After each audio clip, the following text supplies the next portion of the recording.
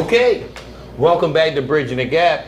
And this focus point, we're going to talk to a candidate for delegate and this all-around good guy, C.L. Marshall. How you doing? Thanks for having me today. Yes, thank you. We got to talk briefly at Hoppers, but didn't get to go into detail. But you seem to be everywhere.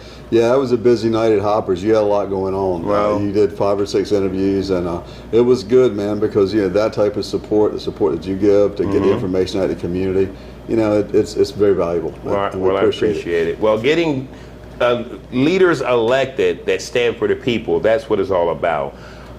Can you tell us, first of all, where you're from, what you're actually running for?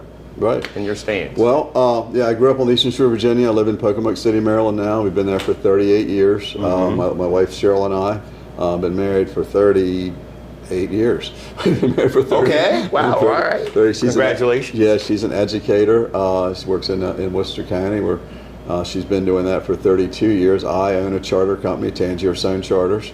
Okay. I'm a fisherman. Okay. I'm a fisherman.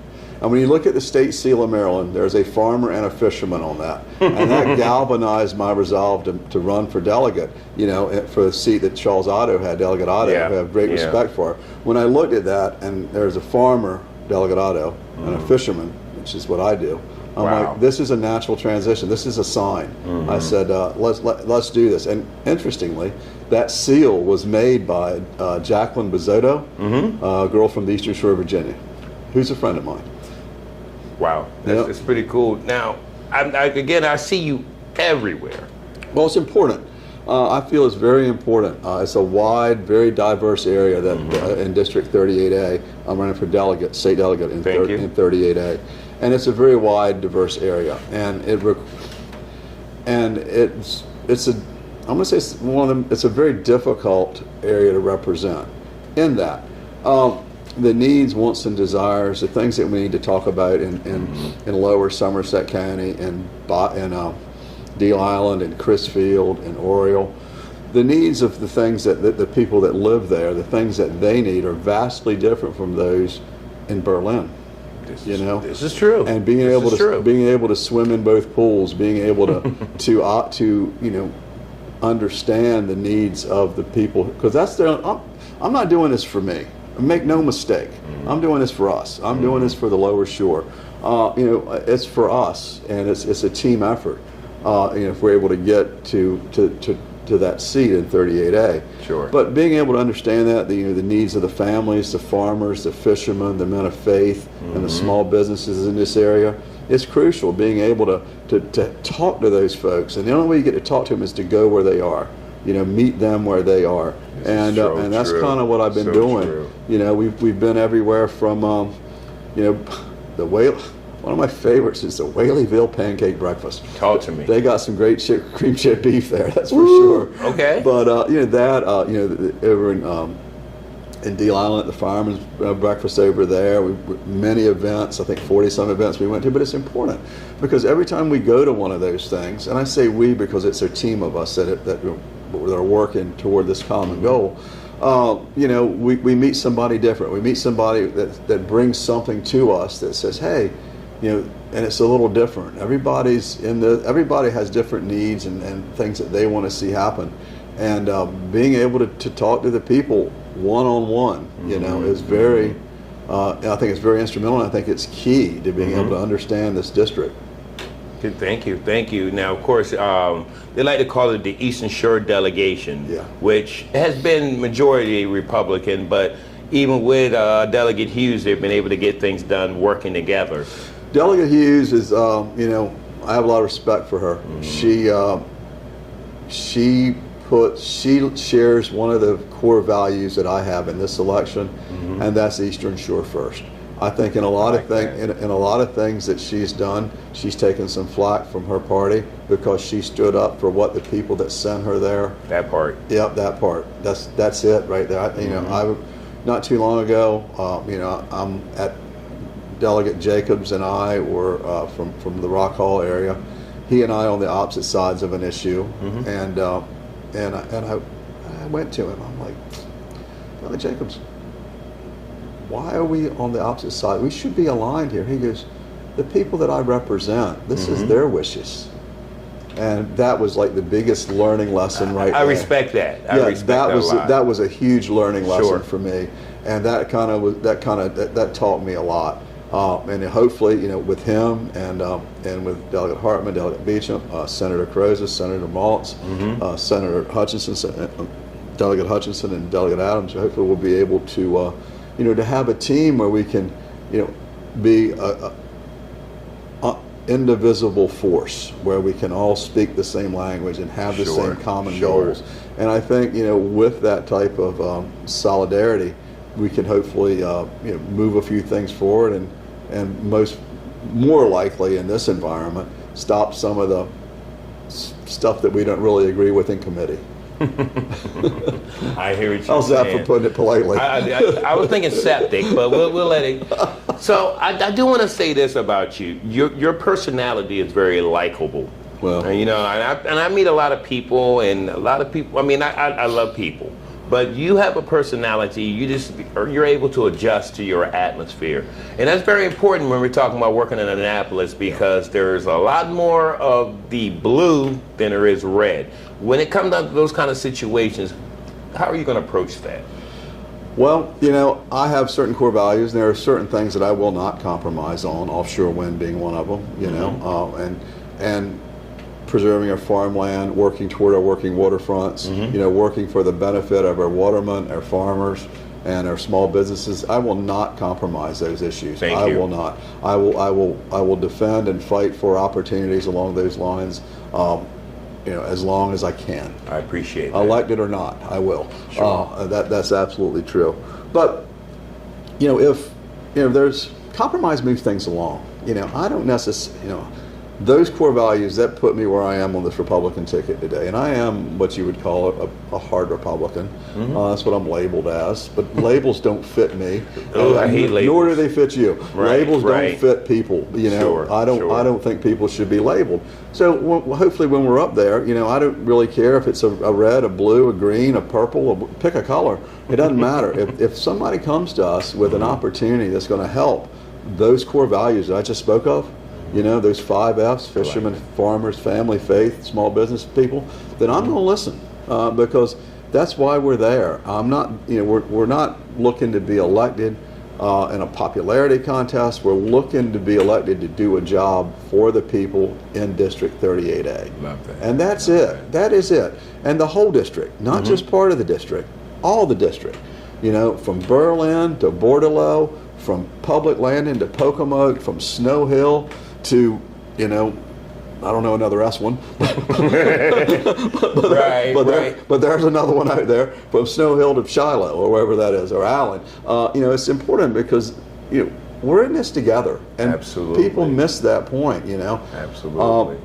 Some of the things that they're trying to do on the other side of the bridge, they're not kind to us. Yeah, they don't understand the struggles of over here. I mean, if I can, you are a waterman. Yeah, I run a charter business. Yes, sir. Okay, so there's a lot of things. We have very special wetlands. Again, I'm from the area Right. that we Manicoke. Yes. Actually, I'm from Wetumpka, Wetumpka. which is actually where they just put a state park. But here's the funny thing is, or not funny really, especially from down there, many years that was covered. Right. Many years that was just owned by a family. And there's a lot of times that there's things in those small communities that are not protected because Annapolis does not know. Our waterlands down there, they're very special. They are. A lot of those are actually protected under special wetland rules.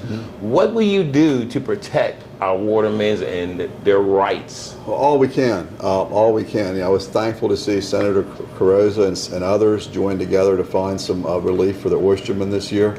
I think that's important. I think there's some striped bass legislation that probably needs to be adjusted. I think we got it right. I think we got it right for now on the recreational side in terms of the seasonality and stuff. Okay. I think we got it right for now. But fisheries management's a moving scale. You're trying to manage something that you can't actually see and hold. So we're doing the best we can there. That's for sure. But I think our commercial watermen, I think our farmers, both of those, we need to do whatever it is to support them, whether it be taxes. I don't know what that answer is, because as a newcomer to the game, it's easy to say, I want to do this, this, and this. But you got to sit down and look at what's available to us. Sure. What's available to us. And but what I do believe that there's a lot of money floating around Annapolis. When I say floating around, I mean in terms of no kidding. It's a lot of money floating around. And I don't. What I want to do as delegate, and with the help of the Eastern Shore delegation, is to grab more of it for us, so we can take some look at flood zone resiliency in Crisfield. I know that was a federal issue that unfortunately didn't come through at the time, but it's still out there, and there's a still chance. And I did have that conversation yesterday with Congressman Harris. Sure. Hey, what happened here? What can you do? We spent a few minutes together talking about that, and and I'm sure we'll have a follow-up conversation. So, bringing those type of issues to the forefront, and being that, not want to say squeaky wheel, but being that consistent person that says, hey, what about us? I like that. What about us? That. If one thing I hope that you can try to make sure they keep a cap on is not to let our fishing license increase in price. You know what? That's one thing that just really irked me, man. They just really got under my skin when I say they, I am going to say they, because it is they. It is they. You're not there yet, so it's they. But it's still they. But they raised the price of a senior citizen recreational fishing license by 50%. I did not know that. And here's the thing about it. Wow. So what are we looking at? So what are we looking at? You're looking at statewide $20,000. In the scheme of things, you're gonna burden even more your senior citizens that want to go fishing, maybe take their grandkids. Come on now, your car registration fees went up to $150 a pop. Well, won't they tax? Well, they're not taxing air yet, but that might be next. Don't say it too loud. But that's what I'm saying. I mean, there's other things that maybe those that are inland, I would say inland, you can say across the bridge, they don't understand the struggles we have. Like, I mean, invasive species we have. We have the, what is the blue channel cat. And one of the cool things that the DNR has done recently is they've launched a program for charter fishermen like myself, and to encourage them to go target these blue channel. Do they charge you to actually? But you're still being charged. They're going to pay us to do it. Well, see, I think that should be able to be caught without a license. It is, and there were some issues there in terms of the laws concerning the harvest of blue channel cats, and we've been able to work through those. I'm kind of a guy who likes to take things by the horns and move with it. And just 2 weeks ago, we were at the Maryland Municipal League, the MML in Ocean City, where Mayor Todd Knock was the outgoing president. Okay. Yeah. Okay. And he's from Pocomoke. And I go. He had to put that plug in there. See me throw that in there? There you go. But and Governor Moore was there, and he spoke. He was a keynote speaker, and he talked about missing your audience. He spoke about many things across the bay. He mentioned Berlin once and Pocomoke once, and he's speaking in Ocean City. We would have liked to have a little more love from him right there, but we didn't get it. But that's okay. But at that conference, they had a secretary's roundtable, and we had a couple issues in Pocomoke. So I'm up there talking to the secretary of the Maryland Department of the Environment about issues. I move over and I follow that up with a secretary from the State Highways Administration, because we had issues there. And then we had the DNR. I want to see this guy, and we have a conversation there. Sure. And that's how that's in my opinion the way I was taught, is that's how you do things. You don't hide behind the keyboard. You go see people. You meet them in their face. You look at them. That's what this is about. And and you talk and you figure out what it is we need to do. And I look for solutions and try to find solutions, and then pick partnerships up along the way to get there. And who that partner might be, is whoever has a similar aligned interest. When it comes to wetland restoration, protecting our wetlands, fishery management, commercial watermen, our ag issues. There's people along the way out there. There's people that we can find along the way that's going to help us here on the shore get what we need. We just got to find them. Absolutely. Now, just getting back to, I mean, something else you do, because you keep mentioning that you do the charter boats. Yes, but sir. You're also on Pocomoke Council? Pocomoke City Council, yes, sir. Wow, And, wow. I got a friend, I think, George Tasker. yeah, I know Mr. Tasker, Reverend Tasker. Reverend, yes, he comes from my church, Yeah, actually. Reverend Tasker, he's a good man. Yes. And he was on the council for a while as well. You know, and in Pocomoke, we've got things kind of pointed the right way. You know, we've got 31 new housing starts, Wow. 37 townhomes coming, 14 more homes from Jen Craft are on the books coming. We've got several of our industrial park properties are close to getting sold. You know, we've got some things going on. So you're already working in legislation. Absolutely. That's what I was saying. Okay. And being able, you know, and when I said we're results oriented and finding partners along the way, our mayor, you know, and the rest of our council, you know, do I share the same political backgrounds and beliefs as the rest of those? Not really. We don't. But we have a common interest in the city of Pocomoke. We've started a paving project, you know, so we budgeted $500,000 in paving. And that's which, you know, is not a lot of money, but it's a lot of money. It's a lot of money. It's a lot of money. Yeah. So, you know, so we started that. You know, we've got a contract. They're in the. They started last week. We're doing sections at a time. You know, we're doing the heights right now, and we've completed our water system upgrades in the heights now. And now we're going back in with paving, and our paving will continue in 5 other phases. So this is a long-term commitment we've made. And you know, hats off to our city manager, Brandy Matthews, for being she's a sharp cookie. I have nothing but respect for her, for putting her budget together and making a budget. You know, our budget was $8 million. And it's, you know, it's not Salisbury's budget, it's not Ocean City's budget, it's Pocomoke's budget. But, you know, we took the time to work through that and to make sure that we had, you know, had done the right things. Sure, and sure. So these paving, so we're looking at paving going through town, you know, and when I met with the Secretary of the State Highway Administration, you know, my I won't say issue, but the thing that I needed from them was to pave Market Street, you know, because that is a state highway. I want Market Street paved. I like the fact that you're like, in other words, you're not skipping a beat in council while running for delegate. Absolutely not. The folks in District 5. I love that. No way. I'm not half stepping. The guys the folks who elected me in District 5 in Pocomoke, I represent them, and I will continue to represent them until the last possible day, because that's important. I live there. This is important to me. You know, just like I live in 38A.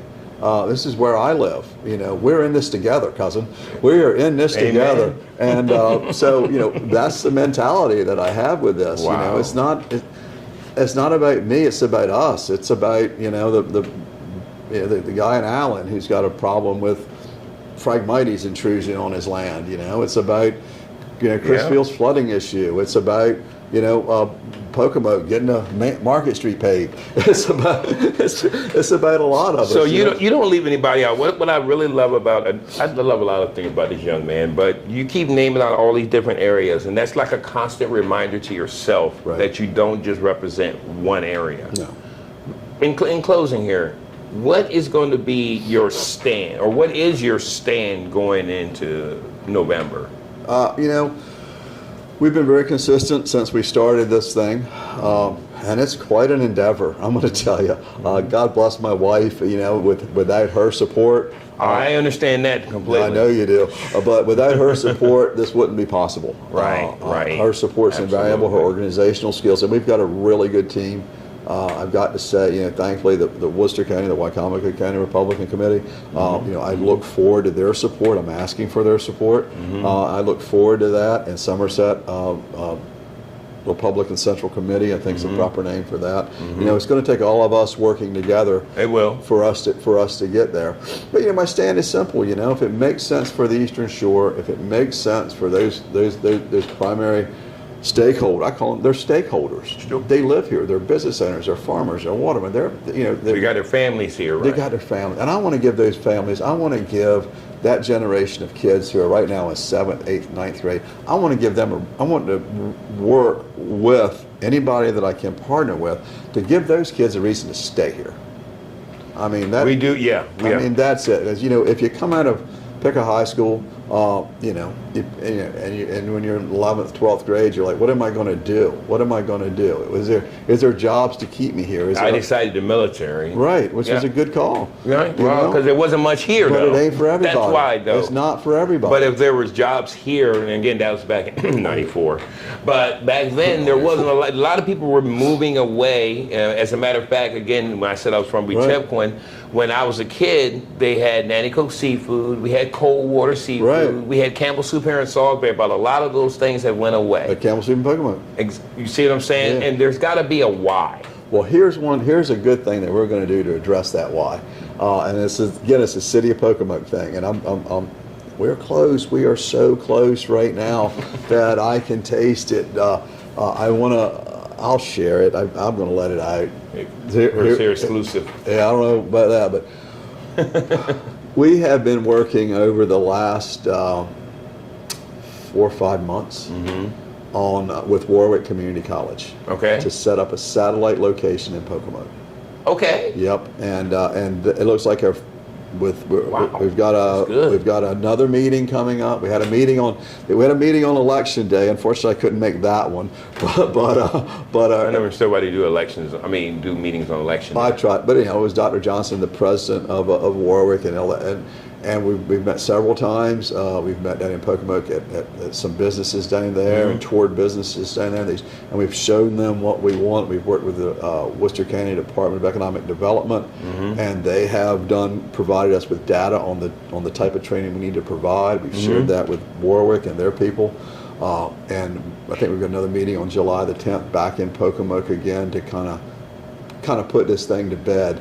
Wow. And it looks, this is exciting because this is important. Again, it gives those kids who are graduating a reason to stay. And I think what we're looking at is we're looking at CDL training, we're looking at some construction trades, we're looking at some CDLs is big. Yeah, we're looking at some electronic tech training. And they're the things that we're looking at. They're the 3 drivers right now. Okay. But for the City of Pocomoke and Warwick to have this cohesive union, be able to work together on this project, it's going to serve NASA. It's going to serve that Wallops Island Flight Facility in Upper Accomack County. Okay. Which is steadily growing. It's on the move. We've got businesses. We've got businesses in Pocomoke like Hardwire and Simplot and several others, who require robotic training. They require this type of thing. And through this partnership with Warwick, we hope to be able to grow into other. Bring fresh meat. I hate to say it like that. Fresh breath. Yeah. Fresh feet. And it's just something else that we can offer the people in Pocomoke and the surrounding area.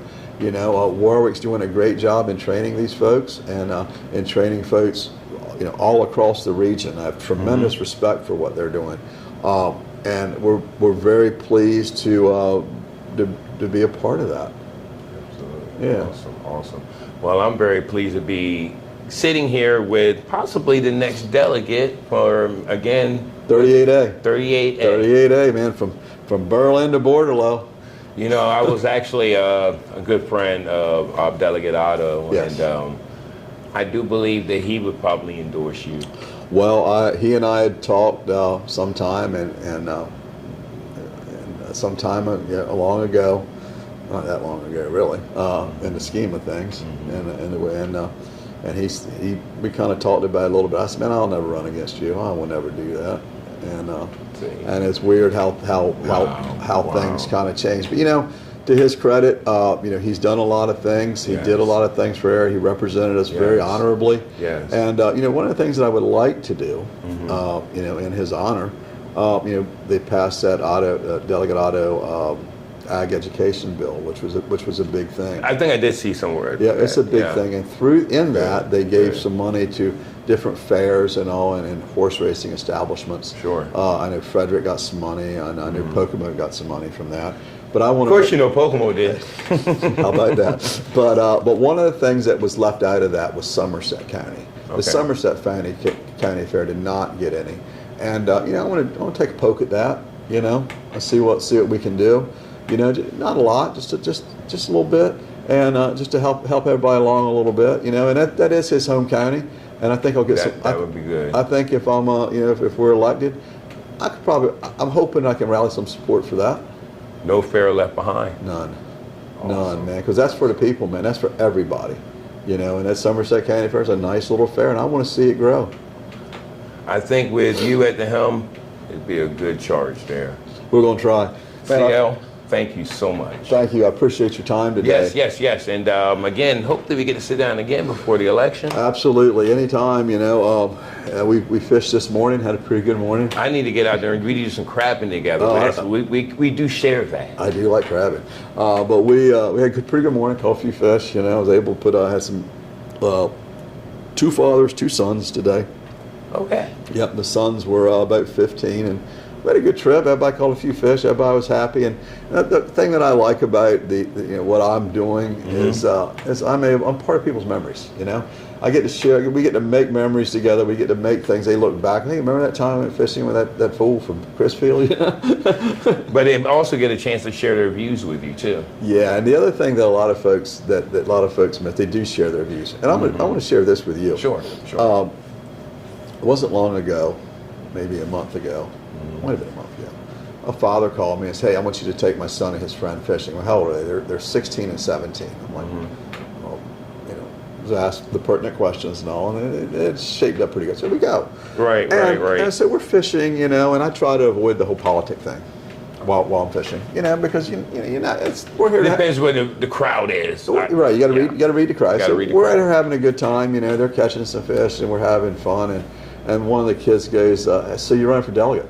I said, well, yes, sir, I am, you know. And he goes, and that, for the next 90 minutes, was one of the most in-depth, intense discussions I've had on policy since I've been doing this with these 2 16-year-old kids, you know. And I was like, it was amazing because they were tuned in, dialed in, you know. They believe, you know, and you know. And you know, I'd say something. Well, I never thought about it like that, you know. And we kind of it was an open exchange. It was an honest. That's awesome. Yeah, it was an honest and open exchange of ideas. And you know, and I leave, and that's the job. That's the job. You know. It makes me think of that Whitney Houston song. I believe that children are the future. Whatever seed we can sow today may grow to that big oak tree tomorrow. I want it to grow here. I love it. Once again, thank you again. Yes, sir. And I'm looking forward to talking more to you. This has been Bridging the Gap. Have a great one. Thank you.